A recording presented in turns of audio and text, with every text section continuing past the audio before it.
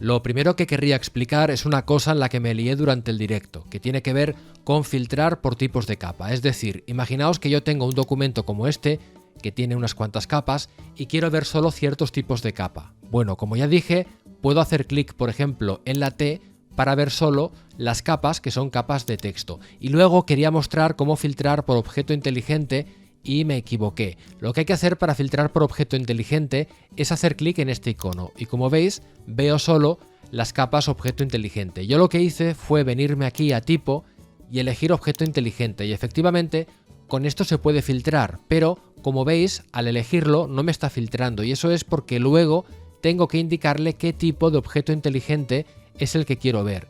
En el caso de este documento, que son todo objetos inteligentes incrustados, haría clic aquí y volvería a ver las tres capas que veía antes. Así que bueno, fue un pequeño despiste, pero básicamente tendría que haber hecho clic en el último icono para filtrar y ver solamente qué capas son objetos inteligentes.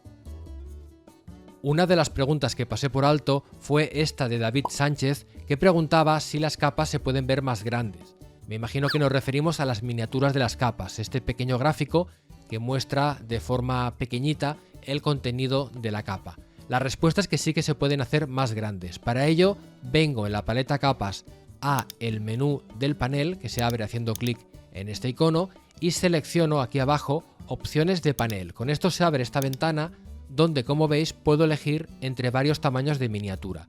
Por ejemplo, voy a elegir el tamaño grande y ahora cuando le dé a aceptar veréis cómo esta miniatura aumenta de tamaño. Le doy a aceptar y ahora la miniatura es mucho más grande. Por el mismo precio voy a incluir una especie de truco que es el siguiente. Si queréis cambiar el tamaño de la miniatura rápidamente, venís a un espacio vacío de la paleta de capas, hacéis clic derecho y veréis que da directamente la opción de elegir otro tamaño de miniatura. En este caso le doy a miniaturas pequeñas y me vuelve a quedar como la tenía al principio.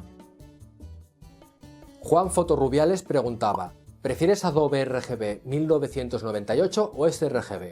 En cuanto a perfil instalado, supongo que se refería a perfil de trabajo o perfil incrustado. Bueno, ya nos entendemos, la típica pregunta sobre la paranoia de los perfiles o espacios de color. En el directo di una respuesta un tanto breve, pero ahora me gustaría extenderme un poquito más, pero no demasiado porque precisamente el primer mensaje y casi el mensaje fundamental que quiero transmitir es que esto de los perfiles de color tiene una importancia muy relativa. Tiene su importancia, pero para mí, en fotografía como tal, el asunto de los perfiles y espacios de color, mientras esté bien gestionado, que eso sí que es importante, no liarse con perfiles, pero el usar uno u otro ocupa un espacio muy bajo en mi lista de prioridades fotográficas. Es decir, para mí lo importante de una fotografía y lo que requiere realmente de mi atención y de mi tiempo es la composición, el encuadre, la distribución del peso visual de los distintos elementos, la calidad de la luz, la profundidad de campo, las sensaciones que te transmite esa fotografía, en fin, un montón de cualidades intrínsecamente fotográficas. Yo no conozco a nadie que haya ido a una exposición de fotografías y que mire una foto y diga: ¡ah, qué pena! Si esta foto la hubieran hecho en Adobe RGB 1998, pero se nota, estaba en sRGB. ¡Qué desastre, Dios mío! ¿Cómo la han incluido en la exposición? Y luego se vaya otra y diga: ¡madre de Dios! Un Profoto 16 bits, esto es una maravilla de fotografía, le tendrían que dar un premio. Este tipo de cosas no las dice nadie, ¿no? No tendría ningún sentido. Con esto no digo, ya lo he matizado antes, que no tenga importancia los perfiles y espacios de color, pero no nos volvamos locos, porque yo veo en los foros gente tirándose los trastos a la cabeza con este asunto, ¿vale? Evidentemente, diga lo que yo diga, seguirá ocurriendo, pero en fin, que sepáis que no es tampoco tan importante. Dicho esto, ¿qué hago yo? Bueno, aquí podría pegar un rollo técnico inacabable, pero en vez de eso voy a tirar por la vía rápida y voy a responder un poco por descarte, por así decirlo. Mirad, yo trabajo con Lightroom, ¿de acuerdo? Y Lightroom internamente utiliza un espacio de color que es muy parecido a Profoto. Entonces, trabajando con Lightroom directamente no puedo elegir otro espacio de color porque es el que hay. Cuando mando la foto a Photoshop, que ahí sí que puedo elegir, ¿qué elijo? Pues si vais a las preferencias, a administración de archivos o edición externa, no sé cómo se llama, lo estaréis viendo ahora que lo superpondré en la pantalla, ahí el propio Lightroom te recomienda que mandes los archivos a Photoshop en Profoto 16 bits. Si alguien sabe más que los ingenieros de Adobe que llevan más de 10 años desarrollando el software líder en revelado RAW, pues bueno, que debata con ellos y los convenza de que se están equivocando o que hay otra forma de hacer mejor las cosas, que podría ser, ¿no?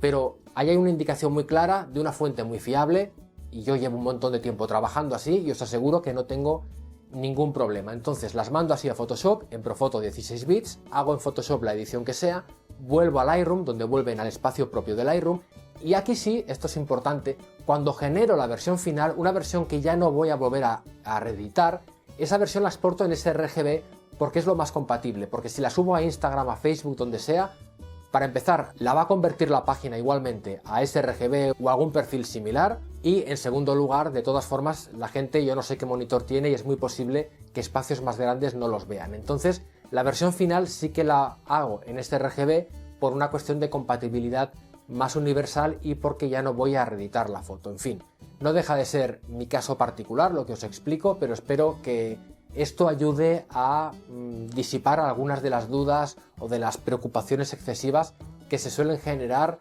en torno a este tema.